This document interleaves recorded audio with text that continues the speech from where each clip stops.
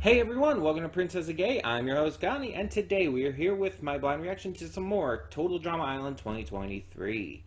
And this is the last reaction video being put up before TrotCon, because tomorrow I am going to be leaving, and I could possibly have recorded something tomorrow, but I don't want to push it. I don't want to force it. I want tomorrow to be more focused, because even though I'm planning on, getting things packed up and or at least started to get packed up tonight, I want to use tomorrow's time to make sure on everything, to be fully prepared. So that's what I'm gonna do. That's what I'm gonna do. So no stream, no more reactions for the rest of the week. We will return with our normal stuff next Monday. And yeah, I'm excited for this weekend. We'll also be bringing in some other videos, probably a short TrotCon little vlog just to talk about my weekend and the stuff I got. Obviously, we'll be doing a TrotCon cosplay music video, stuff like that. And other stuff will be coming in the future as well. But the episode is just going to give us a recap, so no need to recap myself through talking about it here. So let's get into it and hope for the best.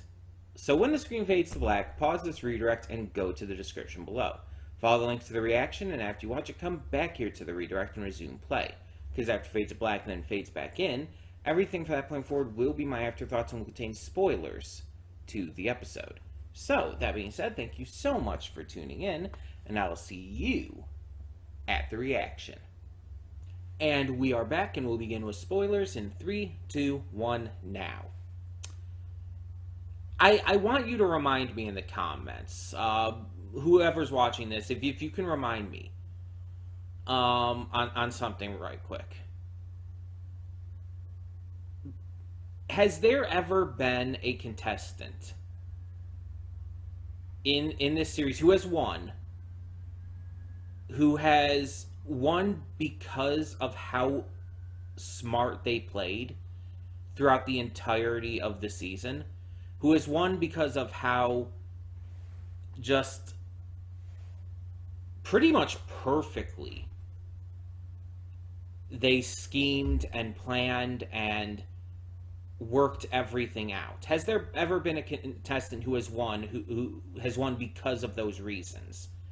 Not because of the luck of the challenge or the just having a final challenge that's really in their favor or whatnot, or even because of things like just turning everybody against everybody else specifically, but as in an overall thing, that the contestant has been so meticulously planning everything out to where it was so intelligently focused in their favor because of their own intellect and actions. Has there ever been a contestant who's won because of that? Because Redonkulous Race, that's very much not the case. I know that for sure. But previous seasons besides that, I don't entirely remember, so you'll have to remind me. And all of this is obviously because if Bowie does win in the finale, next video, he will be a case of that. Bowie has been so insanely intelligent during the course of this season. He has meticulously planned out so much of what has happened. He has legitimately, from the very first episode, been pulling the strings. He's the one who got the hot guy who was eliminated in the first episode. He's the one who got him eliminated, literally because he felt like a big threat to them. And he admitted that he liked the guy and thought he was obviously hot, but everyone thought he was hot, let's be honest. And the only reason he worked and convinced everyone to eliminate him was because of the threat factor. Bowie's been playing this since the start, and he's been playing exceptionally well. And I know for a fact that other characters throughout this franchise, throughout these different seasons and all. I know for a fact other characters have tried to do this, but I don't know if anyone has actually won doing this. So that's why I'm asking you guys if you could refresh my memory in regards to that. Because, again, it's been a while for most of this series for me. But yeah. So if he wins this, it will be, from my memory, the most earned victory that I can, again, that I can think of off the top of my head. But I might be misremembering certain things or just not remembering certain contestants who won based on, like, earning it extremely well. Now, I'm not saying that if Millie or Priya won, it wouldn't be earned. It definitely would be. Priya obviously has the factor of, lifelong training in regards to all of this. Like, her parents put her through all this training specifically for this. And Millie has kind of been like the heart of gold character throughout the season. Like, she's never had any ill intent towards, I think, anyone. Not even like the worst of the worst in terms of characters. She's just so nice and kind, and that's why it does kind of sting to see her finally, like, have her entire book idea and everything revealed to Priya. Because these two have been best friends for quite a while, and so to see Bowie's plan go off without a hitch and, turn them against each other, well, mostly turn Priya against Millie, but still, it's kind of heartbreaking because you were rooting for the super alliance here. They were doing exceptionally well, like, not like the best out of any of the contestants, but still really well, and their alliance was exceptionally strong. But there was always that reveal hanging over their heads. We knew that was going to happen at some point.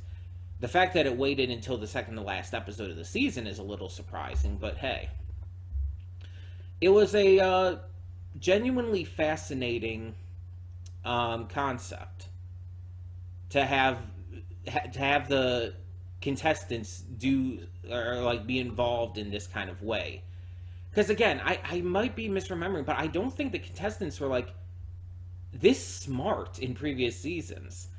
With the likes of Julia and Bowie being exceptionally smart rivals throughout most of this season, Millie and Priya just doing extremely well based on either luck sometimes or actual skill.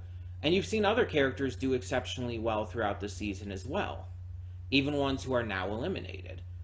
And it's like, it just feels like this set of characters has a lot more going for them, weirdly enough. And I'm not even saying they're necessarily like the best characters of the show. There's a lot in regards to that with all of the different iterations of this, and a lot that would have to be thought of in figuring that out. But they're nonetheless probably the most I've been connected to them, to characters in this series. And I think part of the reason is because of reacting to this. Like, I reacted to Redonkulous Race as well, and I definitely got connected with some of the characters in that. But I think it's more so here. I think I'm just more invested in these characters. And honestly, this final three, I have absolutely zero complaints. I wouldn't have necessarily chosen these three as my final three personally. Like, I mean, Bowie would have definitely been there. Maybe either Priya or Millie, but not both of them. Obviously, I would have had Scary Girl be there, but like I had said in the past, I knew that wasn't going to happen. Lauren was never going to make it that far. As much as I loved her, as much as she's still my favorite character in this season, she was never going to make it this far. But I'm still, nonetheless, very excited to see where this ends. Both challenges in this one were pretty simple, but pretty good.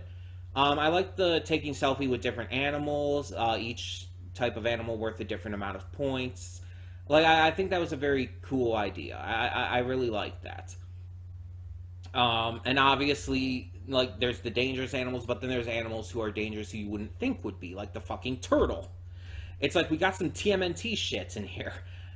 My Donatello reference was not for nothing. But then you have the second challenge from episode 12 here, with collecting the coins, and it's like, that just made me think of a video game. It's like, this is just a video game challenge. Like a collectathon video game, like Hat in Time or something like that. That's just kind of where my mind goes because I love Hat in Time so much, but there's a lot of examples of games like that. Banjo-Kazooie's a great one, collecting all the jiggies. Hell yeah. But Hat in Time is definitely where my mind goes because of how much I love that game. But yeah, it very much reminds me of that kind of thing. And that's a very positive thing for me. That's a very good thing to remind me of. Yeah, it's like both challenges were just fun. And I like how you could figure some things out. And this kind of goes for the entire season. I like how there's things that you can figure out if you actually pay attention. Such as the fact in episode 12 here, with the fish, the giant fish monster. Or monster fish, I guess. It's more fish than monster, let's be honest. Chef was being a little dramatic. But Chef says, at the beginning of the episode, that the monster was eating more coins than he could hide. It's like that was specifically said, and so that very much clued me in by the end. It's like, oh, so they're going to be able to get the coins from the monster to win, to come from behind and win. And that's exactly what happened, and it's like, hell yeah. It's like that just, it feels good to have a payoff like that from just paying attention. It's obviously not like difficult to realize. It's pretty obvious. But at the same time, it feels satisfying that you paid attention, you listened to the dialogue, and you put things together. Even if it was super easy to do so, it's still satisfying, and I love it.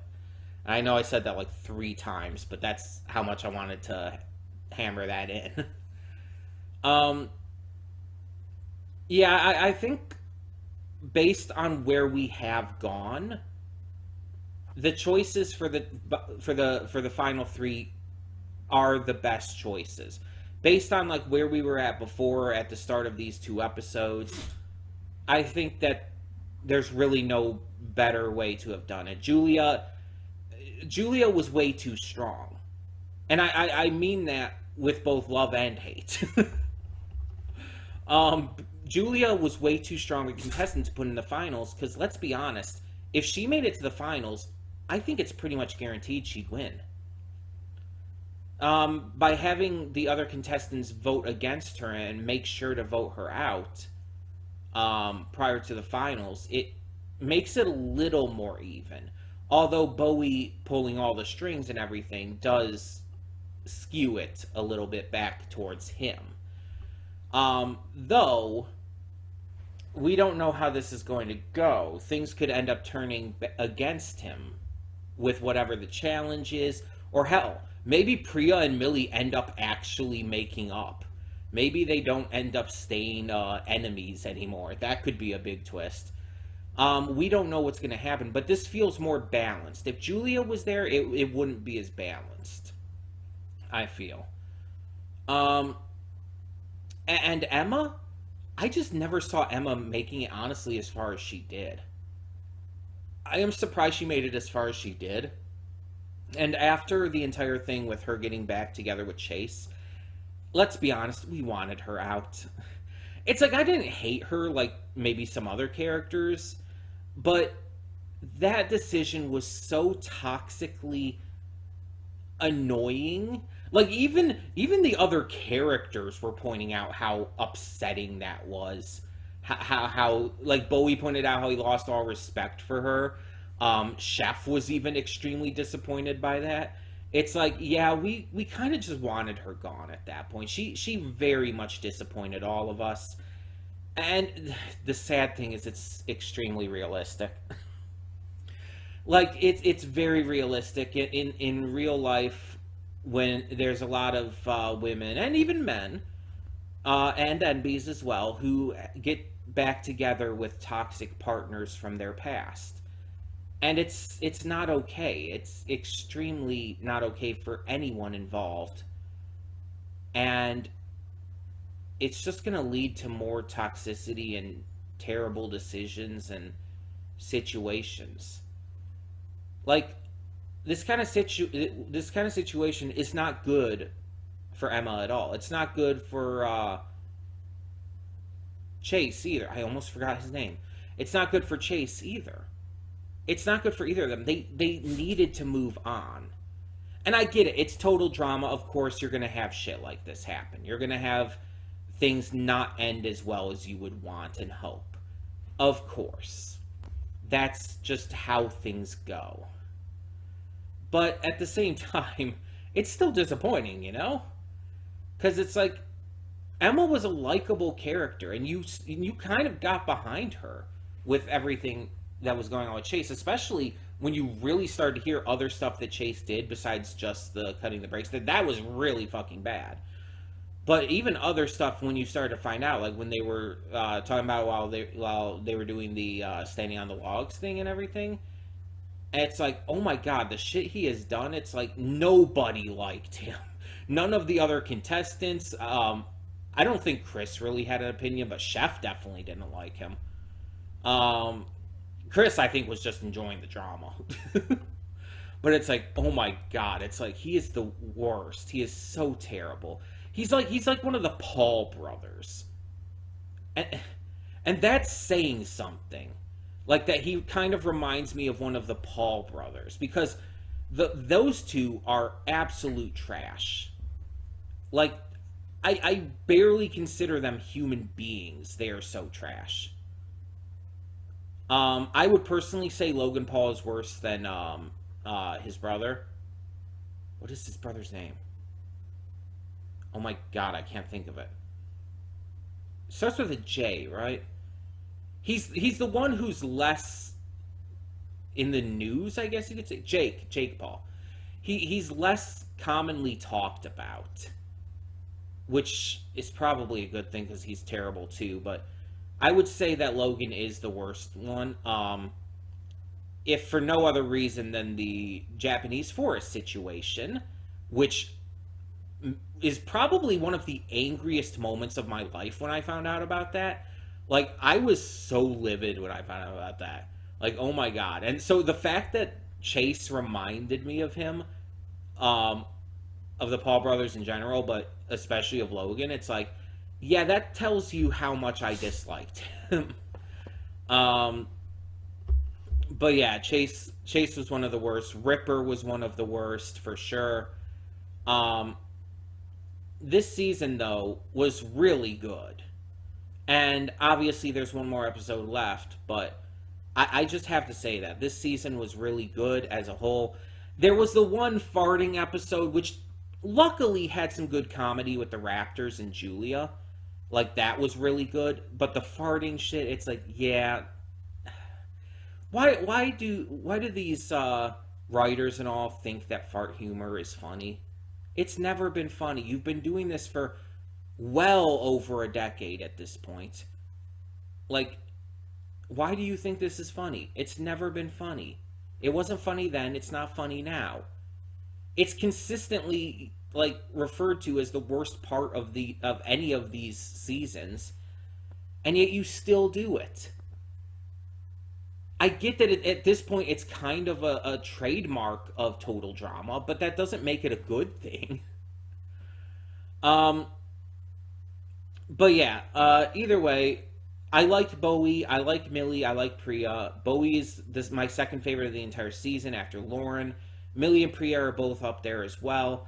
So, like I said, I am very good with these three being in the finale. My choice to win is obviously Bowie, but I would be happy for any of them. I would genuinely be happy for any of the three of them to win. I honestly would not mind it. Um, on that note, just although I would be happy, I kind of don't want Priya to win. And that entirely comes down to my thoughts on how her parents raised her. It entirely comes down to that. And which is a big part of Millie's book and everything as well. I really don't like the way that they raised her to just be this reality contestant. And it's like, if you want to do reality shows, there's nothing wrong with that. But it's like, the idea of any parents raising their child to follow their dream is fucking gross to me. It's specifically extremely gross to me. It's something that I was able to break out of and not have to deal with as an adult. But it's something that I was nearly pushed into. My parents would very much try to make me follow in their footsteps or follow in their ideal of adulthood and stuff through what I had to do going throughout school and as an adult and everything. And luckily I was able to break out of that before it really got going and, forge my own path in life. Which is what parents should be encouraging their kids to do. You should not be trying to force your path onto your kids. That's not okay. You should be encouraging them to find their own way, no matter what that means. If that means they go to college, cool. If it means that they don't, cool. You shouldn't force an ideal upon them about that. And so it's like, that's always kind of irritating me about Priya. And it's not that I don't want Priya to win, but the fact is, the entire time, that's why she's been doing this, and why she's been, like, it's been her entire motivation and everything. Like, she wants to go to medical school. And I think it would actually be better for her character if she lost and instead learned from this experience and from even her friendship with Millie that she should follow her own goals instead of her parents. That would be a better end for her. Though if she wins, I won't be disappointed. That's what I'm trying to say here. If she does win, I will accept it and I'll be happy for her. But I still feel like it's just a personal thing that I feel like I would rather see her end up following her own path and not having to follow her parents anymore. But we'll see. We'll see how that goes. Either way, I'm excited for the finale. Like I had said, we will be coming back to that after I come back from TriCon and everything next week. Just as a reminder for those who somehow may not have heard, yeah, I'm going to TriCon. I leave tomorrow. I'm going to be there until sometime Sunday night, so I will not be able to put up anything else until more than likely Monday. So yeah, I'm excited for that. I believe I said in the pre-thoughts, yeah, I'm going to be doing a cosplay music video and probably a vlog to document my thoughts and everything as well. That kind of stuff. We'll see. In the meantime, though, I would love to hear your thoughts on these 2 episodes of Total Drama Island 2023. Let me know your thoughts down below, and for now, I'm Connie, and I'm signing off. See y'all next time.